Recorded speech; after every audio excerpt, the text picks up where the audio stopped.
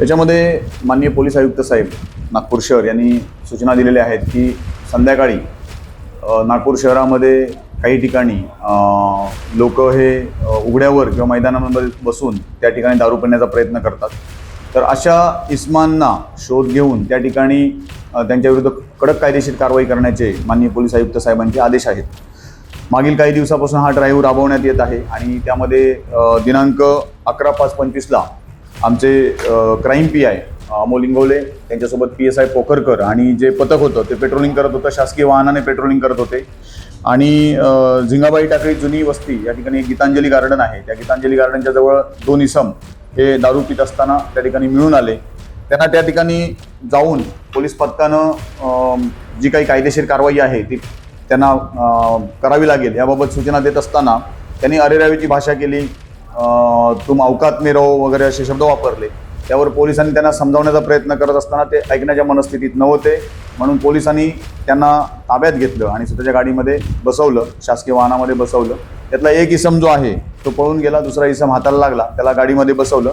गाडीमध्ये बसवल्यानंतर त्याच्या घरातल्या 2 महिला ज्या आजूबाजूला राहत होत्या त्या आल्या, त्या गाडीच्या आड येऊन त्या आरोपीला संशयिताला उतरून घेण्याचा प्रयत्न केला। त्या ठिकाणी आमचे जे बीट मार्शलचे अंमलदार होते शेखर, त्या बीट मार्शल शेखर यांना कॉलर पकडून धक्काबुक्की केली, त्याचप्रमाणे इतर पोलीस अंमलदारांना धक्काबुक्की केली आणि त्या आरोपीला त्यांनी सोडून घेण्याचा प्रयत्न केला। त्यानंतर अधिकचा पोलीस पथक त्या ठिकाणी महिला स्टाफ वगैरे पाठवण्यात आलं, त्या आरोपीला ताब्यात घेण्यात आलं, त्या आरोपीला आणून पोलीस स्टेशनला त्याच्यावर गुन्हा दाखल करण्यात आलेला आहे। याच्यामध्ये अंकित कोमलगिरी गोस्वामी याला त्याच दिवशी आपण अटक केलेली होती।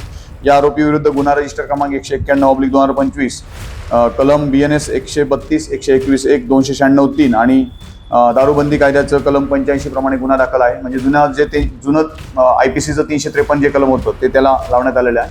त्याला अटक करण्यात आलेली होती, कोर्टात मान्य न्यायालयात हजर करण्यात आलेला आहे। त्याचप्रमाणे जो पळून गेलेला होता सुनील हरीश विश्वकर्मा याला देखील काल आमच्या पथकानं अटक केलेली आहे, त्याला देखील आज मान्य न्यायालयात हजर करण्यात येणार आहे। याच्यातल्या ज्या 2 महिला आहेत त्या 2 महिलांवर देखील या गुन्ह्याअंतर्गत कारवाई केली जाणार आहे।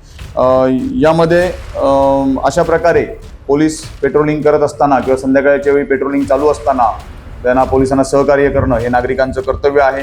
मी आपल्या चॅनलच्या माध्यमातून हे सांगू इच्छितो की मानकापूर पोलीस स्टेशनच्या हद्दीमध्ये अशा प्रकारे जर कोणी मोकळ्या मैदानामध्ये उघड्यावर दारू पित असेल किंवा कुठलेही अवैध धंदे चालवत असेल किंवा कुठलेही बेकायदेशीर कृत्य करत असेल तर त्याची या पोलीस स्टेशनकडून कुठलीही गय केली जाणार नाही, त्याच्यावर कडक कारवाई केली जाईल।